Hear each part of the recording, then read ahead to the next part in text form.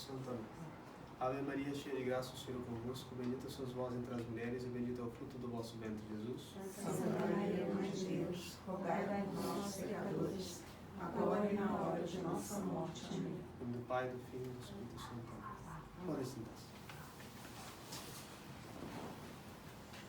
Hoje nós temos a festa de São Vicente de Paula, que dedicou grande parte da sua vida ao cuidado das almas dos pobres. Essa parte do rebanho de Cristo, onde ele tem a sua atenção de maneira mais carinhosa, de maneira mais cauta. Nosso Senhor Jesus Cristo tem aquela preferência por aqueles que, além de terem o espírito de pobreza, que é o principal, também tem aquela pobreza verdadeira enquanto às coisas materiais, e tem que suportar aquilo que ele mesmo suportou. Nessas ocasiões onde estamos de missão, muitas vezes é muito bom que nós aproveitemos essas ocasiões para insistir no catecismo também. Como nós devemos, obviamente, aprender bem o nosso catecismo, porque nós sabemos que toda a composição do ambiente que nos encontramos, como está a atual condição da igreja, nós sim necessitamos saber o que ocorre com esse ataque que a igreja vem sofrendo desde tantos anos. Mas, se nós descuidamos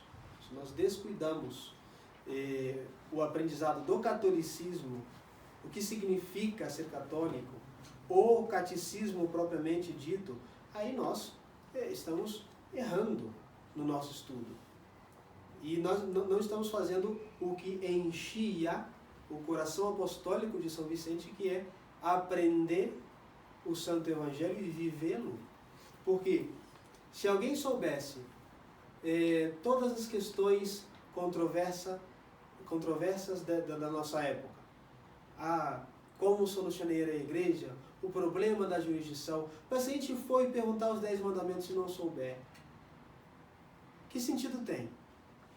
Nós devemos, obviamente, primeiro de tudo, quando a gente percebe a catástrofe que estamos vivendo, sim, nós devemos amparar o nosso intelecto com o estudo da verdadeira doutrina e saber rejeitar tudo aquilo que é modernista, tudo aquilo que é liberalismo, mas sem deixar de prestar atenção no que é o catecismo.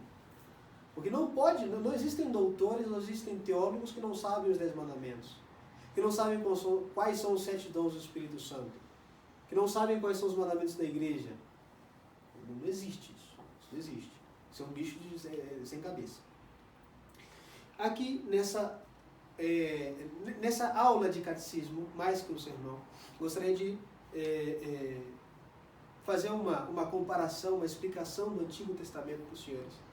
Tem muito a ver com o que nós estamos falando. Nós estamos falando da doutrina, estamos falando do que é o verdadeiro catecismo, a base do nosso conhecimento, que, obviamente, a parte anterior ao nascimento de nosso Senhor Jesus Cristo, que se considera como Sagrada Escritura, é de valor imenso. Tanto o Novo Testamento como o Antigo Testamento, ambos são de muitíssima importância. Por isso a igreja, durante boa parte do ano, sempre o sacerdote está rezando no seu breviário, lendo todos os dias, obviamente, os salmos, está lendo boa parte do ano livros do Antigo Testamento, porque os livros do Antigo Testamento estão cheios de simbolismos, simbologias do que seria a instituição da igreja, o sacrifício redentor de nosso Senhor Jesus Cristo, a presença de Nossa Senhora, todas as profecias, que um bom católico deve conhecer. A Sagrada Escritura, ela deve ser um livro que nós devemos conhecer. Devemos conhecer os livros históricos, devemos conhecer os livros proféticos. Lembre-se, é indispensável informação. É legislação da igreja que os fiéis não podem ler nenhuma edição da Sagrada Escritura que não venha com comentários. Não pode. Tem que vir com comentários. Porque geralmente as Bíblias, obviamente, estamos falando de edições de tempos confiáveis, edições boas, com imprimatur e níquel obstat de bispos verdadeiros, para amparar nossas almas contra o erro. E por que a igreja manda a leitura das Sagradas Escrituras com comentários? Para evitar interpretações arbitrárias, erros na doutrina. Então, lembre-se, quando procurem alguma edição da Sagrada Escritura, eu, por exemplo, no nosso idioma utilizo as Bíblias do Padre Matos Soares, é uma tradução da Vulgata muito boa, que vem com comentários, e lembre-se, é uma determinação da igreja que os fiéis leiam as Bíblias com comentários aprovados. Uma parte do Antigo Testamento eu gostaria de ampliar o conhecimento aqui com uma aula de catecismo. É como a Igreja Católica Apostólica Romana está simbolizada na arca do Antigo Testamento, a Arca da Aliança. Lembrando a ocasião da construção da Arca da Aliança. Quando Deus revelou a lei mosaica, a lei do Antigo Testamento, a lei de Moisés, que foi como uma espécie de um berço para preparar o nascimento de Cristo. E assim como qualquer criança, quando nasce e cresce, já não precisa do berço, nosso Senhor Jesus Cristo, depois que nasceu e fundou a sua igreja, aquela lei deixou de ser vigente, deixou de existir como tal, mas foi o que Deus planejou para preparar o mundo para receber o Messias. Isso tem muita importância. Essa aliança que Deus fez com o seu povo, que outrora fora o povo escolhido de Deus, aquilo foi selado com a Arca da Aliança, que era um baú de madeira, todo folhado a ouro, e a tampa dele era de ouro maciço, chamava propiciatório. Em cima daquela tampa havia imagens de anjos elevadíssimos, simbolizando a glória divina. Como era um baú, qualquer baú tem a função de guardar coisas dentro. E como diz São Paulo na carta aos Hebreus, ali dentro tinha um vaso sagrado com o maná, representando a atenção de Deus para com o seu povo, de tantos anos que Deus manteve aquele povo, manteve a alimentação daquele povo. Símbolo também, obviamente, da Eucaristia, que já vamos falar disso, e nos traz a memória do último domingo, que foi a multiplicação dos pães.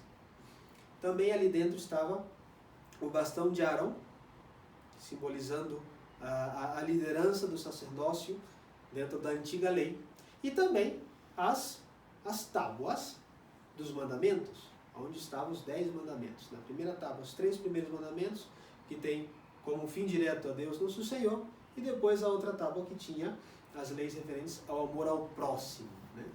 Os primeiros três mandamentos, nós falamos dos mandamentos, diz respeito ao amor a Deus diretamente, e depois diz respeito ao amor ao próximo por amor a Deus. Então a Arca da Aliança continha essas 3 coisas, que tem muita representação nisso, de como está formada a igreja.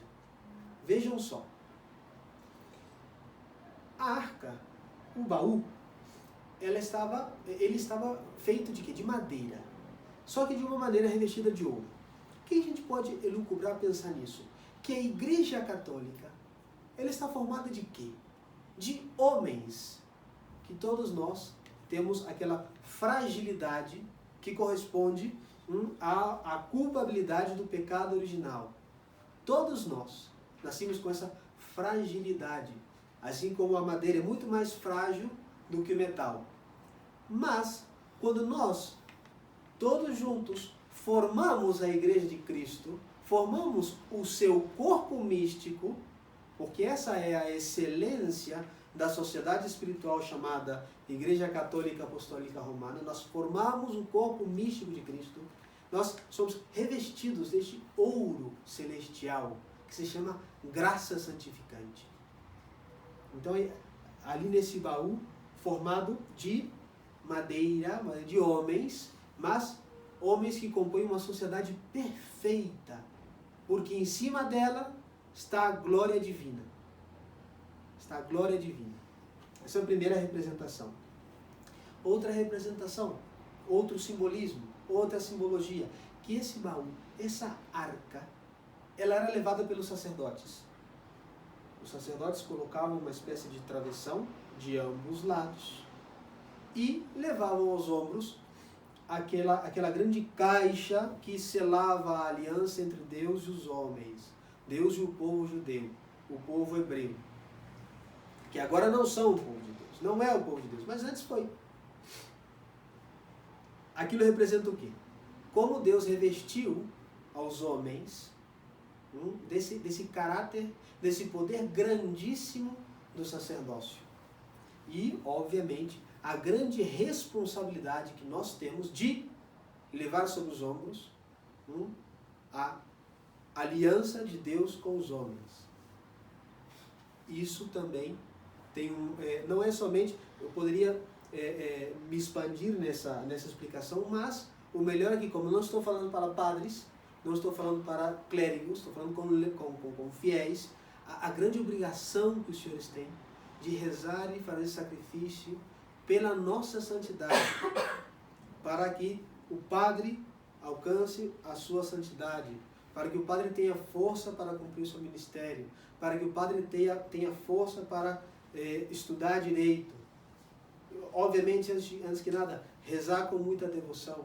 Esse amparo espiritual, esse amparo mútuo que nós temos, nós, por nosso lado, temos a disposição de, sempre que for necessário, perdoar os pecados. Sempre que for conveniente, preparar a mesa eucarística para que todos se alimentem desse pão sagrado, que é nosso Senhor Jesus Cristo.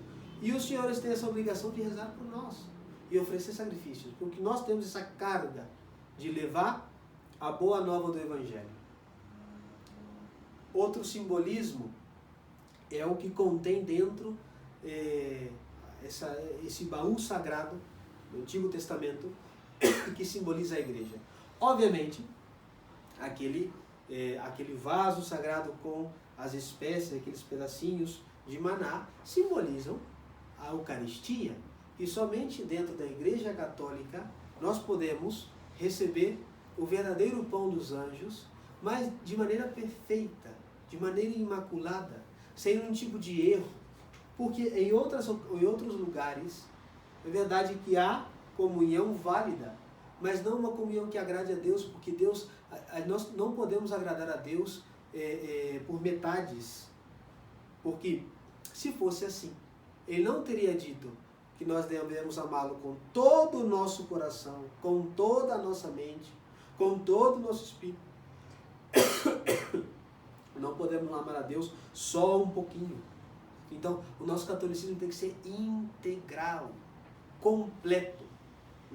Não é somente a questão, ali o padre ele tem muitas heresias, ele aceita um antipapa, mas ali é válido, eu vou. Não.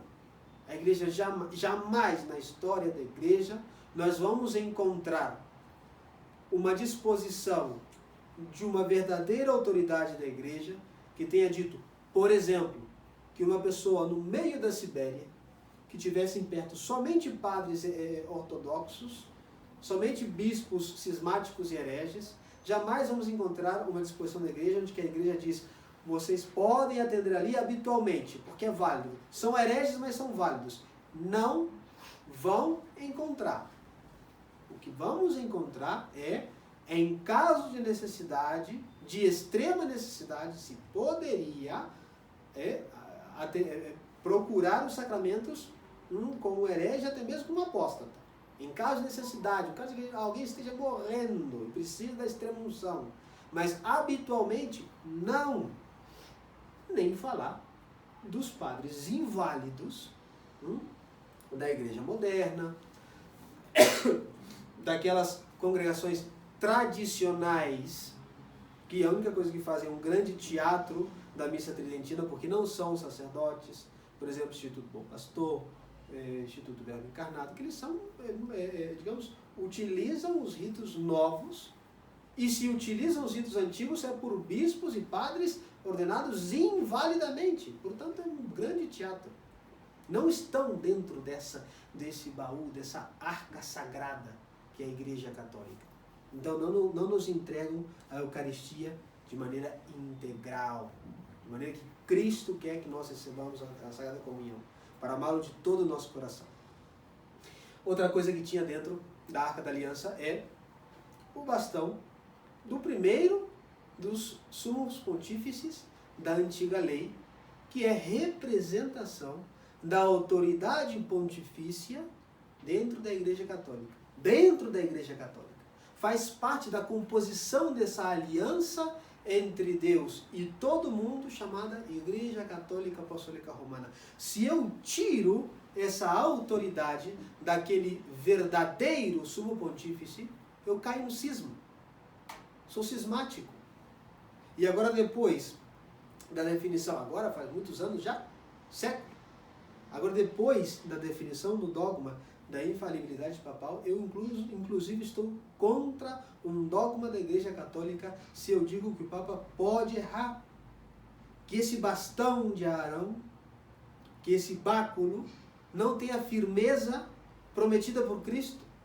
Estou fora dessa aliança se eu renuncio à autoridade de São Pedro, à autoridade de todos os papas, à autoridade e à obediência que eu devo a ela de todo o papado. Que isso é a base da nossa Santa Igreja. Pedro, sobre ti edificarei a minha igreja.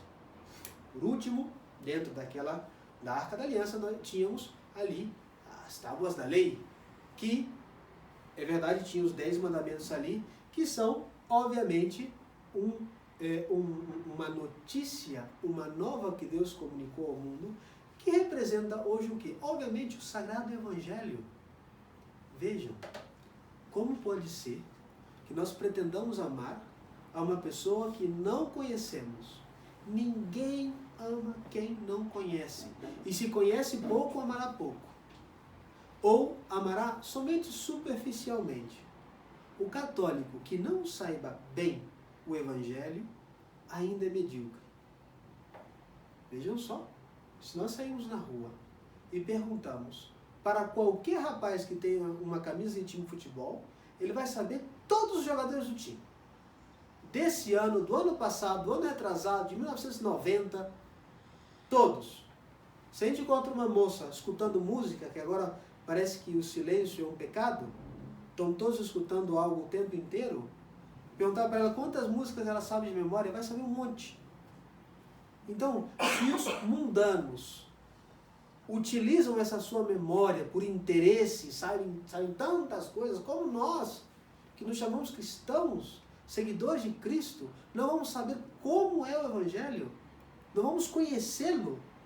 Como pode ser que eu não tenha lido completamente?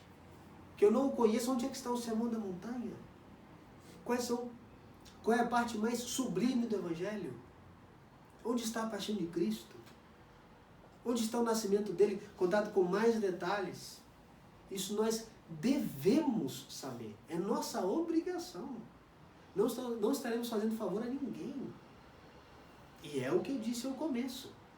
Quem levante a bandeira escrita sede vacantismo, mas não sabe nada do Evangelho, é derrotado por qualquer modernista que saiba bem o catecismo. Então é melhor que feche a sua boca, aprenda bem o catecismo, aprenda bem o Evangelho, para instruir a si mesmo e depois que aprendeu bem, instruir os demais. É absolutamente necessário, porque senão nós estamos no apostolado sem um braço, sem uma perna. Não podemos amar a Cristo se não o conhecermos. E a melhor maneira de conhecê-lo, no que é a revelação escrita, é o Sagrado Evangelho. Faltou uma parte ainda para a gente fazer o comentário. Nós já dissemos que aquela madeira que compõe a aliança somos nós, a nossa fragilidade humana, que revestida da graça divina, desse ouro finíssimo, celeste, nós compomos a igreja, que aqueles anjos em cima da arca representam a glória divina que tem a igreja, que os sacerdotes levam aquela igreja como um verdadeiro fardo, como um verdadeiro peso, sagrado, mas peso ao final, que é uma grande obrigação que nós temos. Mas e a tampa? E a parte de cima? Por que a parte de cima não é feita de madeira, senão de ouro puro? Por quê? Porque que a arca, ela dizia que era onde Deus descia e falava ali aos homens. Aquela tampa representa a Santíssima Virgem Maria, que não tem fragilidade humana, por isso é ouro puro. Ela, obviamente, ela está ali como a grande guardiã da igreja, como aquela que tampa o sagrado depósito da igreja, que nos guarda, que nos ampara, puríssima, como ouro puro daquela tampa, o propiciatório, onde Deus, quando quis vir a visitar-nos, aonde ali ele pousou seus sagrados pés, no seu imaculado ventre, e ali esteve conosco, com Maria, por Maria, em Maria. Então, dentro da simbologia da Arca da Aliança, nós temos ali a Sagrada Igreja, os homens que a compõem, a Sagrada Eucaristia, a autoridade papal, o Santo Evangelho, a glória divina e Nossa Senhora que nos guia e nos ampara. Ave Maria Puríssima. Sim, Pai, do Filho e do Espírito Santo. Amém.